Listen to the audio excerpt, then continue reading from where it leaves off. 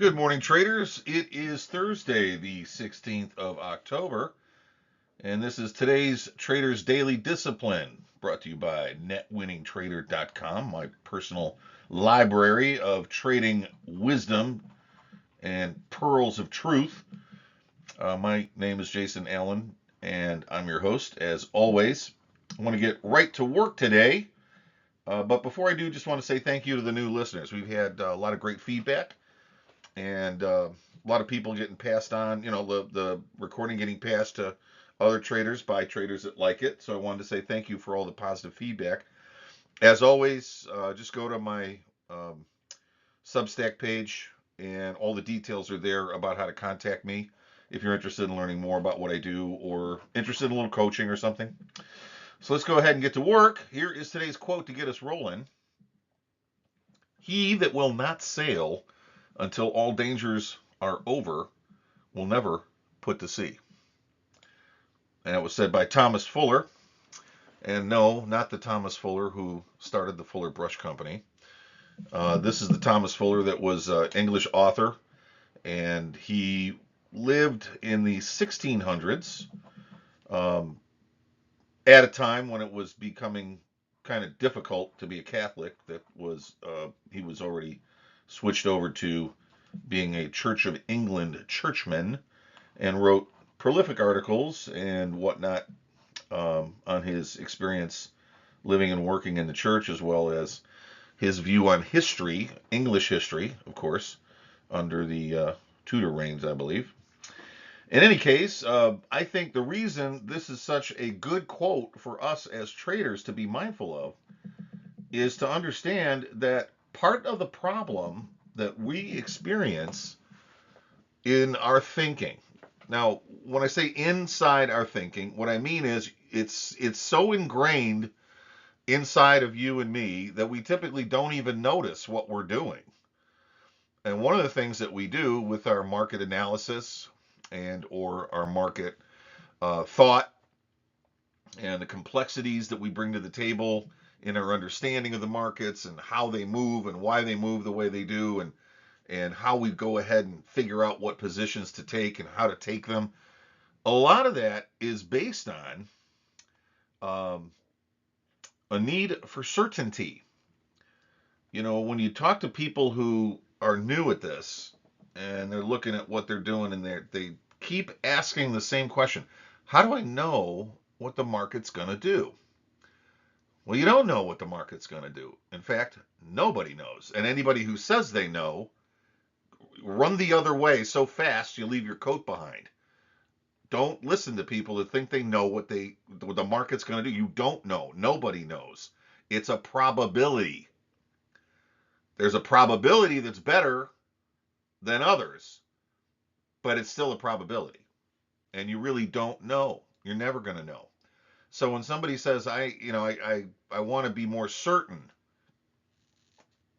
stop and think about what that means. A sense of certainty removes the issue of probability. Well, if you're removing the issue of probability and looking for a sense of certainty in a place where you can't get certainty, you're never going to go anywhere. You can't. If you do go anywhere, it's probably right to the poorhouse. Because one of the things that is a surefire reason why you can tell somebody is looking for a sense of certainty. They want to know what's going to happen first before they put themselves at risk. Before that happens, is a trader who waits for confirmation. It's a trader who practices without opening a real account. I mean, how many of you guys out there did some paper trading? Did you realize it was a waste of time once you started trading in the real world? Probably. So you take a guy who's never made any money on paper by paper trading, won't open a real account until he does, and then finds out that paper trading didn't help him. That guy's in a nightmare situation, and the probability of that guy ever winning is really low. Why is that? Looking for a sense of certainty. You just don't know what's out there. One of the interesting things I learned about history, I love studying history, and if you guys want to get a history lesson, start learning about the people who had the courage to look for the New World, which they called the continents on the other side of the continents. Nobody really knew how big the Earth was, even though they knew it was round or suspected it was round. So Columbus goes to work, and he had to convince his entire crew that they weren't going to sail off the edge of the Earth because that's what they were taught. And on top of that, when he got to the other side of the Atlantic, his crew had decided to mutiny, and they were going to throw him overboard and turn around and go home. That was they decided to do that one day before they found the West, what he thought was the West Indies, which turns out to be the Bahamas. In other words, the crew was so sure they were going to sail off the edge of the Earth. They've been going long enough that they were willing to mutiny rather than take that risk. And then the next day they found dry land. I think that's amazing. So if you're not going to go to sea until all dangers are over, you're never going to get anywhere. You can't eliminate the risk of trading. You can't reduce the risk.